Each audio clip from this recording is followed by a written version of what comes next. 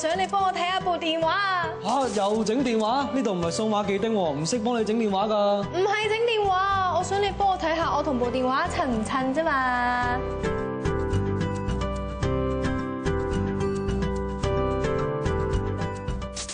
而家人人話要增值，手機都要 upgrade 啊！呢部升級機款，機背設有防滑凹凸坑紋設計，屏幕就加大到3.65寸，用上1G 處理器，多功運作時候咧，速度就更加快啦。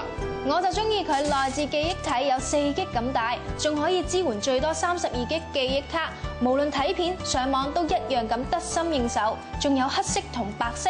達達老師啊，你覺得咧邊款最襯我咧？其實要做潮人，除咗講硬件之外，正如我上次所講，個人嘅軟件都好重要㗎。軟件係指你對潮流嘅觸覺，當然呢啲軟件都可以幫到你啦。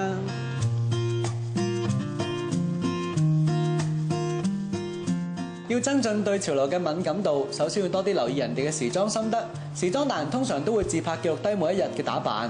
近日佢哋就轉玩呢款軟件，影完相即刻 share 上網。如果睇到中意嘅 style，仲可以 follow 對方，從世界各地嘅潮人身上學習到最流行嘅配搭靈感。達達老師啊，我啱啱發現咗另外一個人氣 Apps 都好得意㗎。咪係相機軟件，有咩咁特別啦？好玩在可以加入唔同相關同裝飾，仲有拉招牌卡通人物圖案。另一樣嘢抵讚嘅就係內置大量濾鏡效果，字形同畫筆就算簡簡單單一張相都可以變得好過癮㗎。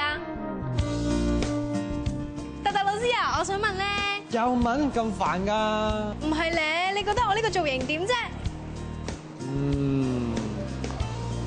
嗱，即係點啊？自己諗下啦，唉。